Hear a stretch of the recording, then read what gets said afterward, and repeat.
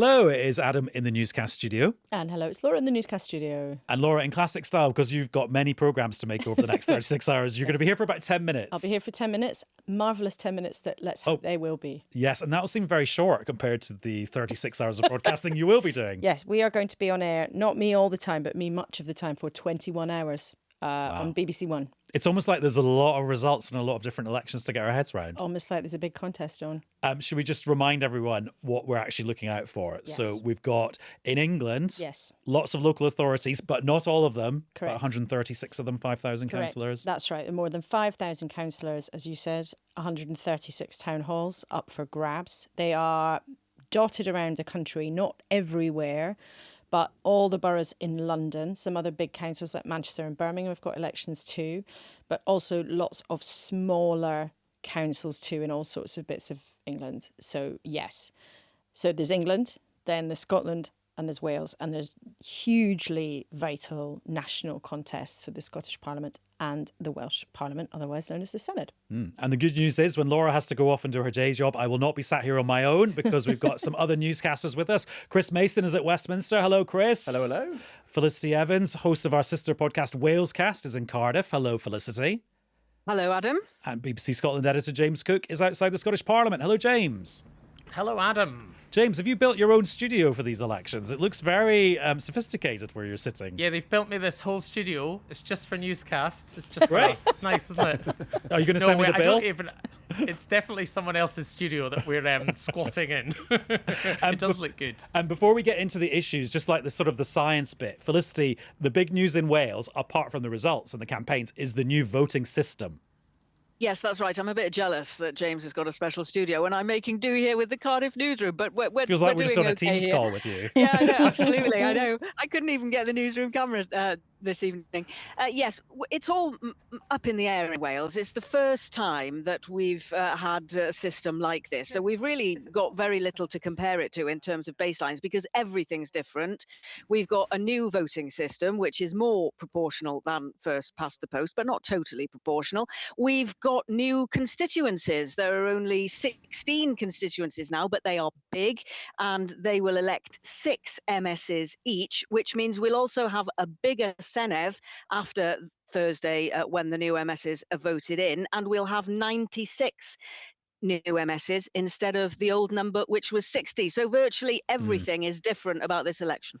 And Chris, I'll come to you for some big picture analysis in a second. But Laura, just before you go and carry on your rehearsals, I mean, is there a big kind of overarching plot line for these elections? Or is it, as it sounds, lots of different contests? It's both, actually. So if I can say it's both, it is both because first and foremost, local elections and elections for Holyrood and for the Senedd are always primarily about who are the people going to be who are going to make decisions that genuinely make a difference to the quality of our lives. That's the most important thing. That's what they're all about. However, given that there is a government with a very tricky position, given that there is a government who have been very unpopular, given that there is a leader who has long been seen by many in his party as not the right person for the job, without question, the second part of this story, which is probably what will develop more kind of late Friday and into Saturday and Sunday, is whether or not this could be the moment when Keir Starmer's rivals for the job actually have the bottle to do something about it. Is the Labour Party, rather than whispering in corridors, sending angry WhatsApps to each other, briefing journalists with only the odd MP with the bottle to go over the top and say we should change the leader, is this going to be the moment that the party actually does that? We simply don't know the answer to that question. It's possible. It's absolutely not inevitable. But it strikes me that the question after these results is likely to be, as we go into the weekend, what is the evidence that the Labour Party has in front of it that changing the leader would improve their standing?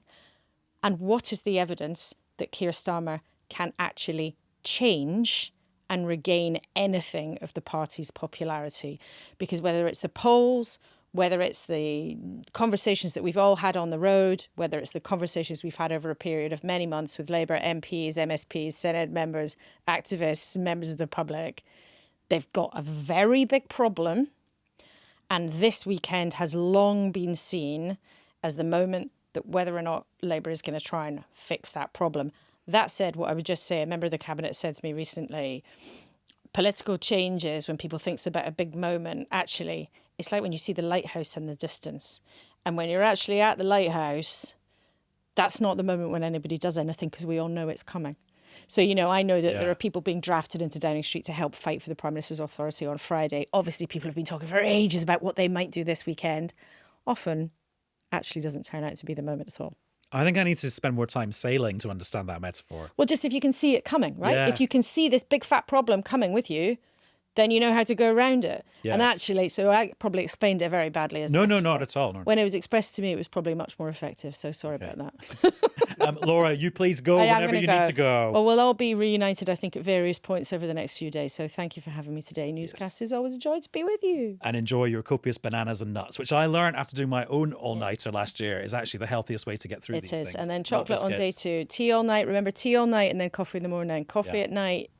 No, you go. Laura Koonsberg Too menu, much. everyone. There we go. Laura, thank you very much. Pleasure. Chris, Laura was talking about what might come after, but I think let's for now focus on what we've been reporting on in the last couple of weeks and the last couple of months from the campaign trail. I noticed the last few nights on the 10 o'clock news, you've had this magnum opus of travelling around all the elections. So I feel you've probably got a very good sense of just how the whole country feels at the moment. Well, I wouldn't want to overstate that. I mean, That's my job to do that. Not your job. I've done a fair bit of dashing about, but I think, as we were exploring there with Laura, the very nature of this set of elections is actually a reminder of the kind of complexity of how we're governed around the UK. So places with elections, places without them.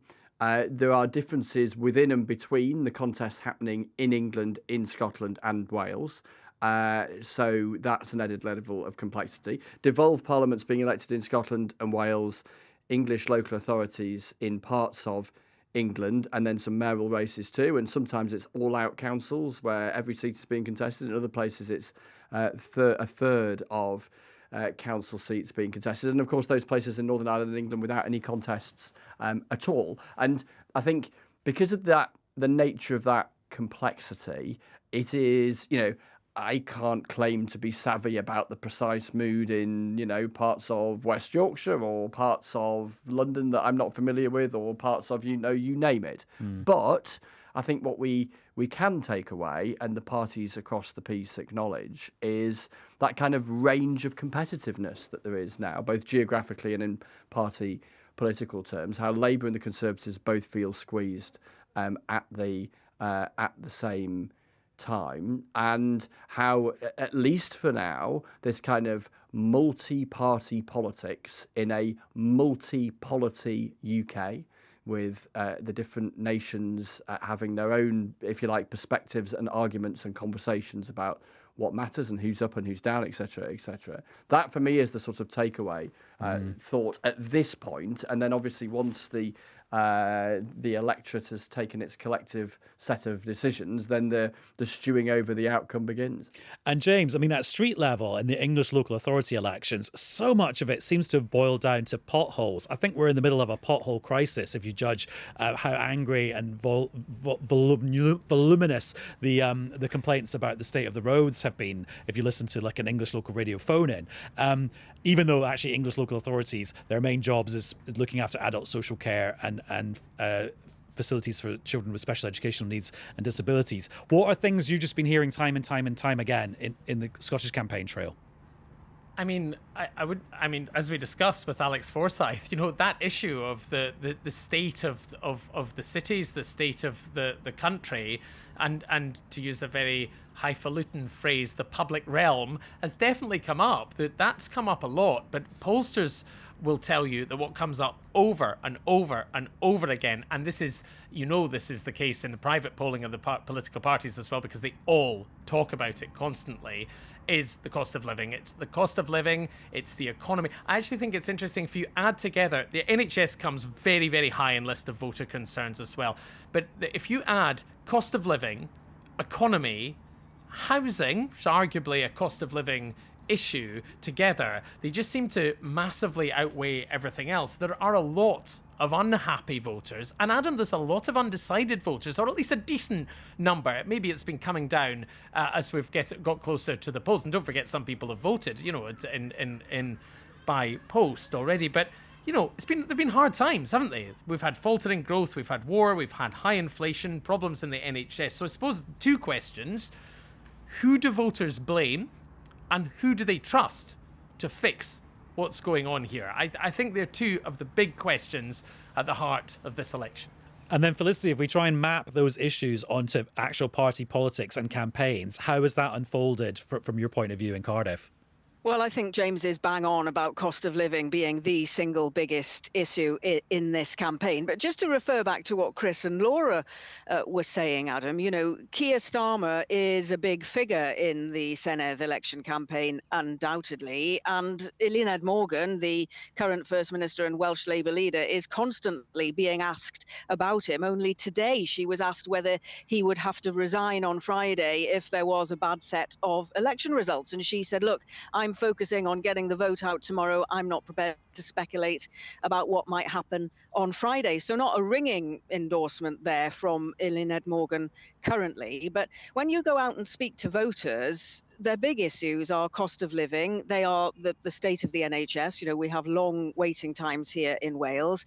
And immigration features heavily for some. And obviously that's a big motivator for reform voters. But in terms of the way that maps onto the larger picture, obviously we have Labour in power here in the Senedd for 27 years uninterrupted, and we also have the double incumbency factor of an unpopular Labour government at a UK level, and the fact that in Wales we've had a century's worth of Labour dominance. So if the polls are to be believed, then I would suggest that the story on Friday is Wales, because we could see a vote that changes a century's worth of politics here. One single vote and a Labour dominance is gone in Wales for the first time in 100 years. I think it's a fascinating sort of observation, that, and actually a challenge for us when we're broadcasting across the UK to work out how we might anticipate telling the results depending on what they are, because clearly the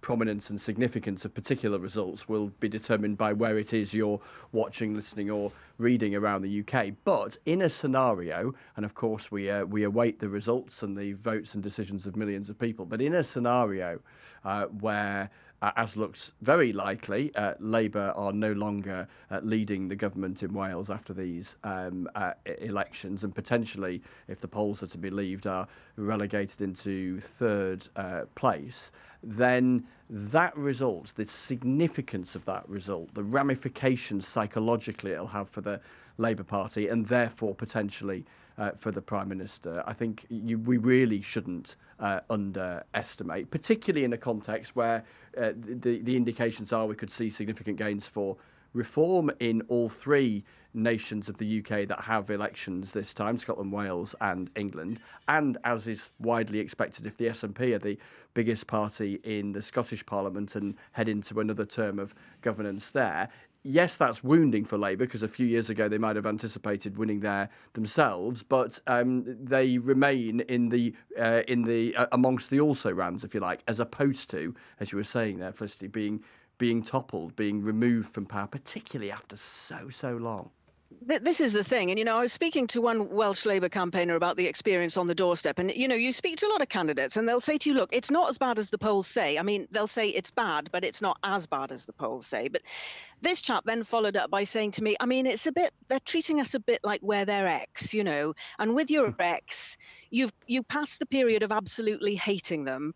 And then you go into the period of just being indifferent to them. And when I knock on the door, I feel like I'm in that phase. So they don't hate us, they're just indifferent to us. Now, there are a lot of other candidates who will absolutely challenge that take and say they are in with much more of a shout than the polls are allowing them. And I think there's really a mark over the muscle memory for a lot of voters when they go in. That tradition, that culture of voting Labour, will they actually be able to ditch that when push comes to shove? We really don't know the answer. But, it looks like a lot of Welsh candidates are really reaching for some cold comfort from some of the things they've been saying. Interesting. Normally on election programmes, when you talk about X's, it's about where people are putting their cross on the ballot paper. So thank you for expanding that, Felicity. And also, if you're watching us live on iPlayer or the BBC News Channel or any of the other places where we're broadcasting this episode of Newscast live, you may spot that Felicity has behind her a TV with this podcast on it. So it's kind of infinite. Yeah, no, she's looking at herself forever and ever and ever. Right, a few of you have brought up individual party leaders. We've talked about Eluned Morgan and Keir Starmer in Wales. Maybe we just talk about some of the other party leaders and how they've been getting on throughout the campaign and may do over the next few days. Chris, Zack Polanski, elected as leader of the Green Party in England and Wales, because it's a separate party in Scotland. Great fanfare, lots of enthusiasm for him amongst his own grassroots. But he's been now confronted with what the scrutiny of being a national level party leader at election time is really like. Yeah, I think that's right. Zack Polanski, I think, has transformed the prominence of the Green Party of England and Wales in a way that I don't think we have seen in recent decades. It's a party that has ebbed and flowed. It's had its higher moments and its lower moments in terms of prominence. It's had some prominent figures like Caroline Lucas for a long time, the only Green MP in Parliament. But since Zack Polanski's election as the leader of the party in England and Wales, that their prominence, their poll ratings, their by-election success the other month in Gorton and Denton in Greater Manchester has been really quite something. But with it, as you say, has come no end of scrutiny. The latest two strands of it, so an investigation by The Times, which rooted out the detail that he had said that when he was campaigning for the deputy leader of the Green Party a couple of years ago, he'd suggested that he was a spokesman for the British Red Cross, which he now acknowledges. In fact, he was on the Today programme this morning, acknowledged that that wasn't accurate. He had sort of worked for them. He'd been on a stage with a microphone in his hand, seeking to help them with their fundraising, etc., but acknowledged that that wasn't the same as being a spokesman. And the party's also faced a lot of scrutiny about some of its candidates and what they have said, particularly allegations around anti-Semitism. So I think in the way that we've seen for Nigel Farage and all those questions about that £5 million gift that he was in receipt of before the general election and before he was a parliamentary candidate, but which he didn't declare, and his rivals suggest he really ought to have done, and he says he didn't need to. Yeah, you get a cranking up of scrutiny, don't you? That comes with the territory of election campaigns, particularly if you are, if you're polling well, if you're prominent and polling well, then the scrutiny notches up that fair amount. And Zack Polanski is, feeling that. And there's some evidence from some polling around individual leaders that the last week or so has been difficult for him, particularly that retweet of the remarks relating to how the Metropolitan Police officers handled the detention of the alleged suspect in the Golders Green attack. So, an intriguing and not always easy couple of weeks for Zack Polanski, as prominent and vociferous, if you like, as the Green Party are. And James, Chris mentioned Nigel Farage, leader of Reform UK. They've got their own leader in Scotland, Malcolm Offord. I mean, the received wisdom a few years ago in Scotland is that Nigel Farage would almost be sort of laughed out of town as a comedy Englishman. But actually, that received wisdom has been turned on its head. Well, we'll see, I guess. I mean, yes, it certainly, the polls suggest that it's been turned on its head, at least to a certain extent. He's been up in Scotland in the campaign a bit less than I actually might have expected. Malcolm Offord has not appeared in front of the cameras at all today.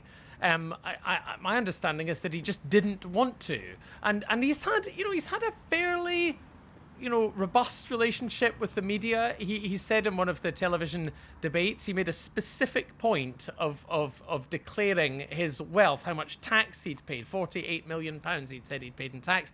He said, I've got 6 homes, 5 cars and 6 boats. And he was challenging the Scottish Greens to say, do you want more people like me in the country or fewer? fewer was their very quick answer. But he's not been, but then he didn't retreat from that message. He's been tweeting pictures of one of his boats, and he's been saying, look, I'm aspirational. I think we should cut taxes. I came from a hard, working class background in Greenock, which is not with all due respect to some both at Tenver Clyde, not necessarily the richest part of the country.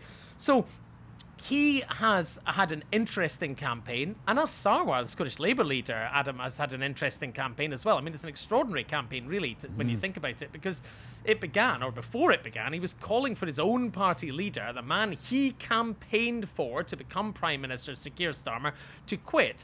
And he was doing that to sort of get it out of the way so he could try to focus on the Scottish National Party and what he says are its failures in government. And I think this all sort of gets to the heart of what's going on with the elections in Scotland, because I think a lot of this campaign has been a battle about framing.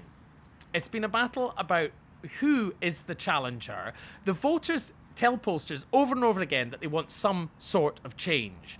So in a country which has two governments, the Scottish government and the UK government. All right, this is an election about who will run the Scottish government, as Laura points out, but it has two governments, and obviously they intersect, and one affects the other. And one of those governments wants fundamental constitutional change, and some of the other parties want pretty dramatic change, not least the Scottish Greens. Reform UK are saying the country should be run completely differently. You have the Lib Dems saying, we think things can be fixed and improved as well, and then Labour saying, no, we're the change party. So there's this real battle over who owns change, and where I think that's going to, whoever has won that battle will probably be whoever wins the election.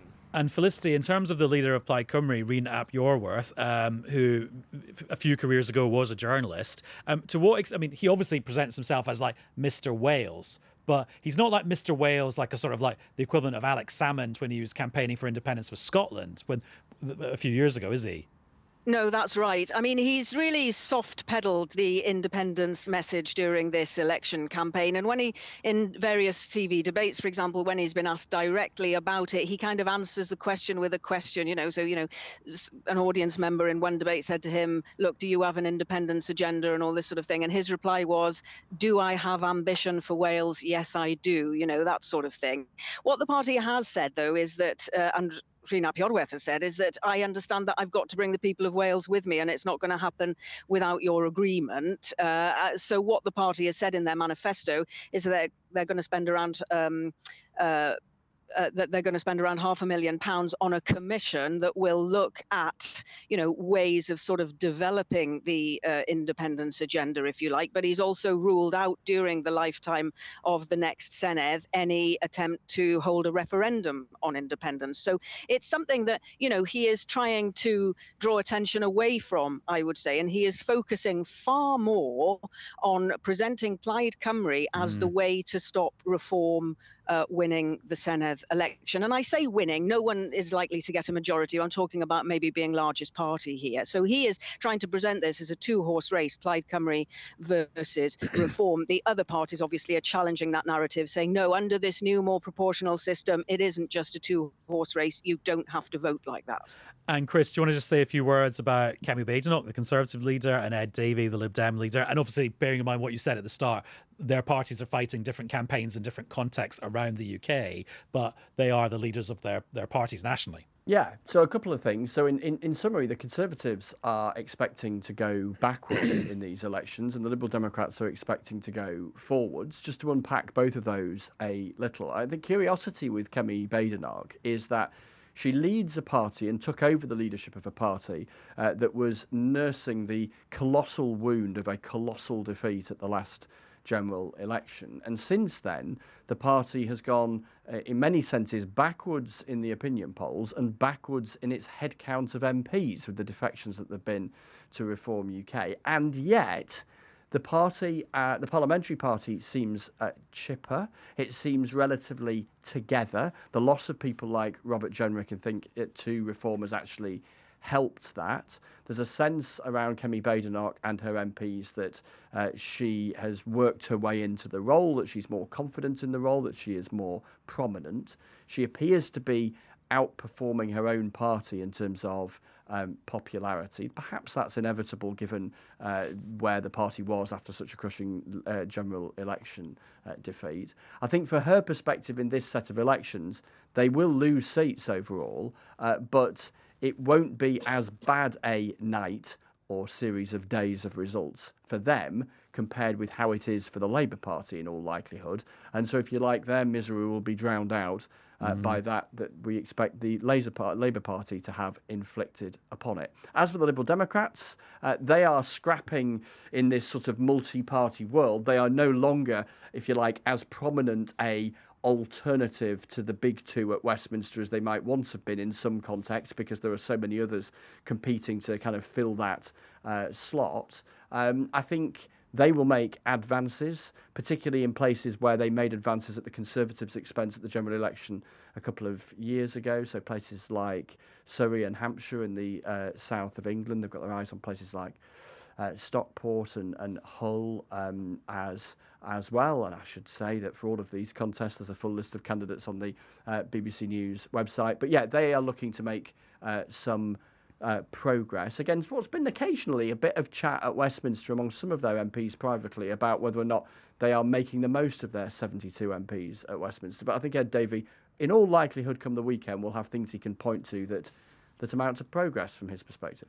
And then Felicity will have this big moment of drama of the results in Wales, for example, and then actually there might be, I'm not going to say chaotic, but like actually forming a government, because there's a good chance no party will have won enough seats to be in charge on their own. Yeah, that's the probability, that no party will get a majority. You need to get 49 seats now. And the system really is engineered to try to prevent one party getting a majority. So then that begs the question of how all this will come out in the wash. I mean, if Reform is the largest party, led by Dan Thomas, the Welsh leader, then arguably he's got limited options in terms of who he can work with, because the Welsh Conservatives have said that they would work with Reform, but the parties on the left have said that they wouldn't. So arguably that gives Srinath Bjorwerth and Plaid more options. The Greens, who also are pro-independence for Wales, and the Liberal Democrats too, although they've said they have a red line on anything that would further the independence agenda. So there's going to be a lot of horse trading come the results being declared, hopefully Friday night, maybe into Saturday, we'll see. And James will be reporting on a similar situation in Scotland if one party isn't big enough to form a majority, which is also what the electoral system in Scotland was kind of designed to make the outcome of. Yeah, outright victory is unusual in the Scottish Parliament because, as you point out, the electoral system is designed to have a proportional element. There are 73 constituency MSPs elected first past the post. That is to say, the person who gets the most votes wins, and then there are 56 regional MSPs elected by proportional representation. So that electoral system makes minority or coalition government the norm. There's only been one occasion in the seven elections? Yeah, there have been 7 elections since devolution in 1999. 5 of which, this is the 7th, isn't it? So if the SNP win this will be their 5th victory in a row, and there's only been one that resulted in a majority, and we know what happened. That was 2011, the SNP majority, and it led to a referendum on independence. And John Swinney, the Scottish National Party leader, is campaigning on that platform, saying, give me another majority and I will effectively, there will be another independence referendum. Other parties completely reject that. Labour say, no, there won't. It's up to the UK government. The Supreme Court has ruled that, and the Scottish Conservatives have been particularly keen to talk about this throughout the election campaign, saying they are the defenders of the union because that's worked well for them electorally in the past, and they're just hammering that point home again at this election. They were second last time. Don't forget, before this parliament behind me dissolved, they were the second biggest party here, and the polls suggest they're really fighting for their place because Reform UK might be taking some of their votes. So they're really keen to hammer home this pro-union message. Right, we're approaching the end of this final episode of Election Cast / Newscast, or at least the last one before the results. I'm going to give you all a final word, and it's up to you what you leave us with. Is it something that you are looking out in particular for over the next few days? Is it a niche thing that maybe you think is underestimated in what's going to happen? Who wants to go first? Felicity, why don't you go first? Yeah, thanks, Adam. I mean, one of the things I'm going to be looking at is turnout, because turnout's always been pretty low at Senedd elections. It's never hit 50%. 50% yet. And one of the theories for that has been the lack of jeopardy in Welsh Senedd elections. The idea that a lot of people don't bother to turn out and vote because they think it's baked in that Labour will just get back into government. Well, obviously, this time around, there is actual jeopardy, as we've already discussed in the Welsh Senedd elections. So that's going to put this theory to the test. So I'm going to be keeping an eye on turnout to see whether it is higher. Can it beat that 50% mark? I think it's open to question because, speaking to a lot of people and going back to what James was saying there about cost of living being a really dominant issue, I think a lot of people are feeling pretty disillusioned, to be honest, with the whole thing. So we'll see what happens with turnout. James? I mean, I think that the interesting question is there are a lot of tight constituencies in Scotland. The polls have suggested the SNP are in a commanding position, but actually it wouldn't take a huge amount to swing that in the other direction. That's the great hope for the Labour Party, the Scottish Labour Party. One thing to look for is if they do very badly, if he comes third behind Reform UK, even if he comes second, does Anas Sarwar have to resign? But there's this saying in US politics that undecided voters, and we've heard there might be quite a lot of them, always break for the challenger. Who is the challenger here? There's a big debate about that. Everyone's basically vying to say that one way or another, they are the challenger. And so, it's up to the voters now to decide who they want to run the Scottish government, to be in charge in the Parliament, which I'm sitting in front of here in Edinburgh. And Chris, you've had ages to think up of a final word, so it better be amazing. Psychology and numbers. The psychology of the electorate that will drive the numbers that we unpick on Friday and Saturday, which will then drive the psychology of the political leaders in responding to what they have been presented with by the electorate. And that's where the story will march on from Friday and Saturday onwards. And that was an excellent final thought. Thank you very much. Felicity, thank you very much. Thank you. Pleasure as always. James, thanks to you. Thanks, Adam. Great to talk to you all. And that's all for this episode of Newscast. We recorded some extra material, which you can listen to in the podcast edition, which is available to download now from BBC Sounds. And we will be back with multiple newscasts as we digest the results of this huge set of elections across the UK. Bye-bye.